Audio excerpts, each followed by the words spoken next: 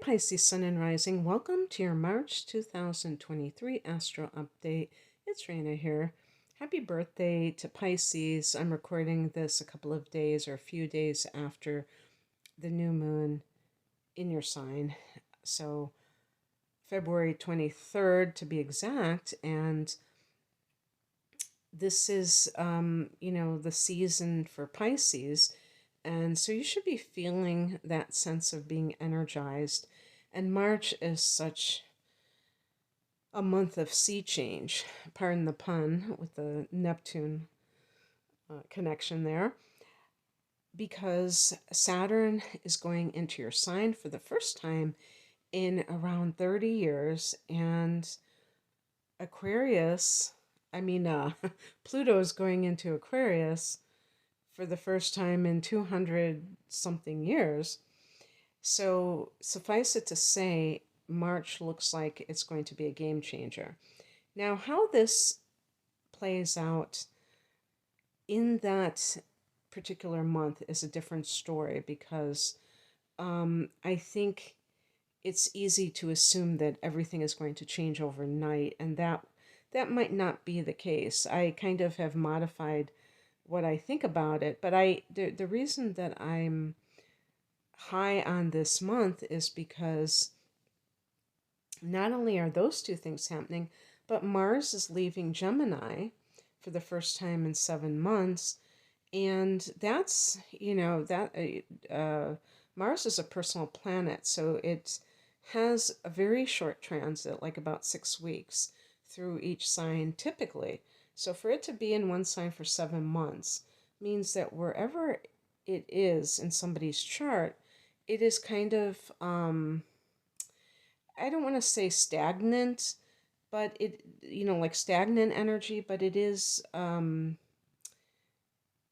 just kind of sticking around there and not circulating.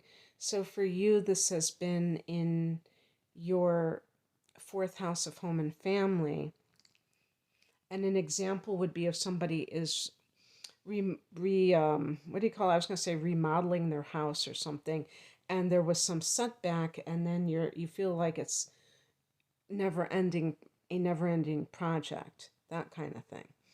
So anyway, the other thing too is we have the astrological new year, and we also have a new moon the day after that.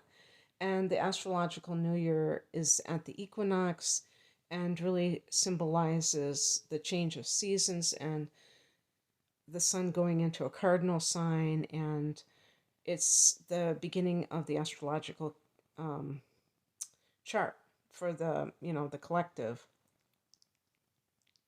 So anyway, there's just so much happening. On the second of the month, Mercury goes into your sign. So here is what Pisces has in their first house. They have the sun. Now on the second, they have Mercury. They've had Neptune there for 10 years. So a lot there. Mercury in your sign can make it easier for you to kind of sully yourself, whether you are finding a job or whether you are, trying to find a partner and you're trying to promote yourself. This can give you that ability to do so because you're going to communicate who you are when you have it in your first house of the self. On the 7th, this is very interesting. There's a full moon at 16 degrees of Virgo, your opposite sign, and that's the day that Saturn goes into your sign. So, the Saturn going into Pisces is a separate thing. During a full moon, there's always an opposition with the opposite sign in the opposite house. So we've got these two Pisces planets in that first house and the moon in the seventh house. What this really suggests to me, Pisces, is that you are maybe starting to get, I was going to say grow a backbone, but I had somebody write to me and say something like, "Oh, you're so hard on Pisces and everything," and you know, I do. I did kind of fall for the, what I think is manipulation, because I say this. I say things to every sign that are based on what their um, weak spots are, and all signs have them. So I would say, for Aries, I would say, temperament. Okay. With Pisces, I would say lack of assertion, lack of boundaries. That isn't picking on Pisces though, but somebody thought that I was really giving it to Pisces in one of my recent YouTube videos. So, yeah, I mean, growing a backbone and really um, the main thing, it's not just about somebody telling you you need to have boundaries. It's about realizing it yourself. That is the important thing. And you have the sun in this first house opposing that moon in the seventh. So for some people, you may realize, I need to honor myself. I need, not as a self absorbed person, but as somebody who tends to give until it hurts, and really feels that that is what I'm supposed to do. And now I realize that I am just depleting myself, and I'm also teaching that other person that I don't, have any limits, that they can just keep asking of me more and more things, and I'm just going to comply. When people are aware of how they tend to um, do this to themselves, they really are able to alter their behavior. So I do urge people to keep that in mind. Like I said, I have a separate video talking about Saturn and how it will impact you being in your sign, but that's just one example of what can do, is where you decide to kind of um, stabilize yourself in whatever way is necessary, to because Saturn is all about foundations. Now you can do this in your life in a particular area, and the first house can be the beginning cycle of these foundations that you set, that are based on you wanting to have more order in your life. And this can also involve you emotionally too, because when people feel that they are sacrificing so much, it can feel like it can even feel like psychological chaos. So, anyway, on the 16th, Venus goes into Taurus. Now, this is a friendly angle to you. This is a sextile. And Venus in Taurus is great for all of us when it comes to money, because Venus rules Taurus in that second house of earned income. But in your particular chart, Venus is in the third house, and this is the house of teaching and learning and writing and, communicating, social media. So Venus can be money coming to you from this area. Now, this could be if you have launched a blog, that you are able to capitalize from that blog. Maybe you are entering into some kind of online dating, as I had just mentioned, Mercury going into your first house. Um, you know, Sometimes I have been like in a cafe, and I'm kind of nosy, I'm not going to lie, but I have heard like young people, they seem to be young, probably like 20 somethings, and they're in this cafe and they're talking almost like they're having like a, what do you call it, like a job interview, but I can tell that maybe they are dating. They're on a date, but it could be like an online date where they filled out an application or a profile, and they don't really know too much about that person. They didn't meet like in person, So now they're kind of filling the other person in on their backstory. But that could be happening. There could be harmony with a sibling if you have been on the outs, or a neighbor.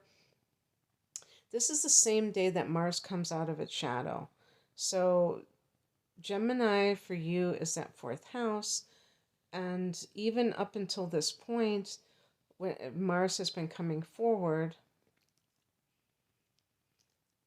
has been, progressing, but it now is past the whole retrograde degree. And so you may notice that whatever has been going on in this area, if you have noticed anything, that it's going to go even more. Um, on the 19th, Mercury goes into Aries. So here we have this second house being activated. And, well, you already have Jupiter here. So it's possible that Pisces people have been experiencing expansion in the money that they earn. Mercury here can put your mind on your money for some reason, or you are creating some kind of financial plan for yourself, looking into your finances, doing your taxes, whatever the paperwork that's associated with your finances. The very next day, the sun goes into this sector, and this is the astrological new year. And the very next day after that, which is the 21st, we have a new moon at 0 degrees 50 minutes of Aries. So just like 3 days in a row, three transits into that second house, joining Jupiter there. With the new moon here, this can be new developments with the money that you earn, new income streams, or at least you can envision them. And on the 23rd, this is when Pluto goes into Aquarius. So for Pisces people, this is going to be your 12th house. And how will this manifest for you? Well, I said before, when Saturn went into your 12th, which could be the dark night of the soul, I said that Pisces, if any sign can handle having Saturn in the 12th, it would be Pisces, because you rule that area. And that can mean that you are familiar with what this area represents, and a lot less likely to be freaked out by what comes up for you, because Pluto can actually help to destroy your karma. I don't know exactly how that would manifest. I think for some people, they might just get like this intense desire to explore past lives. Or even in this lifetime, if you have very deeply buried trauma and you know it, like some of you might have Pluto in your 12th house already. I mean, your natal 12th. And so, because some of you who are Sun in Pisces, your natal chart may look totally different. So in any case, you may feel like something happened to me, but I can't, no matter what I do, I can't access it. So I am going to do this or that. Yeah, some people do ayahuasca, some people do past life regressions. I have done neither. And I have, personally, I have no desire to do either of those things. I actually don't really care about my past lives.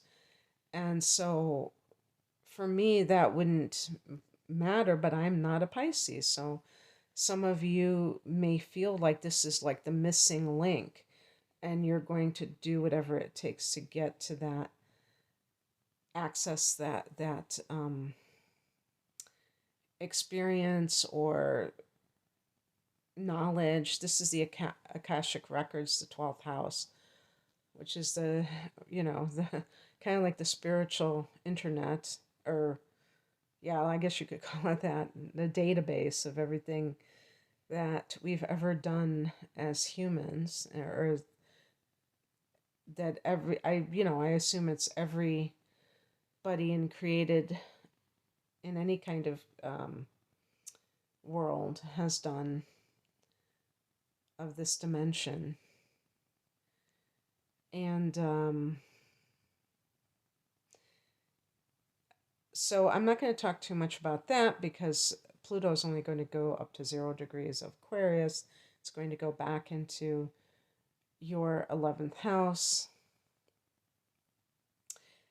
in Capricorn, but I will link that other video because I do go in greater depth altogether. And then on the 25th, Mars goes into Cancer, and that's your 5th house of romance and creativity. So this could be, for some people, if you're single, maybe you'll have a brief fling with someone because Mars can be the libido, and it might be something that just comes on very suddenly and it's not meant to last, or who knows, maybe maybe you meet an Aries person that you're very attracted to or that you feel love towards. Mars related to our artistic endeavors can really give you that sense of being energized. Maybe you have felt like you've been kept from your creativity for some reason, and that might be because Mars hasn't been there for so long. So that's what I have for you, Pisces. I hope that this resonated. Oh, and another thing too is Mars in the 5th house can be competitive sports for those of you who are into that sort of thing. I hope that you enjoyed this. If you would like a private reading, I'm promoting my double readings, especially if you are somebody who is a sun in Pisces who is having your solar return, your birthday, you may enjoy my double reading, which is specially priced, and that is called my deep dive reading, an hour of natal chart analysis, but with an hour of transits from 2023 to 2024 for whatever 12-month period it happens to be when you order. And because it is your new solar cycle, that can be a time of great reflection, like what is this year going to look like? So I have that. I also have a double reading that involves the tarot, if you like that. That's called the whole enchilada, and I have standalone readings. You can find out more information at the link below. I'm at RainaMoonAstrology.com. Thanks for listening. Take care. Bye.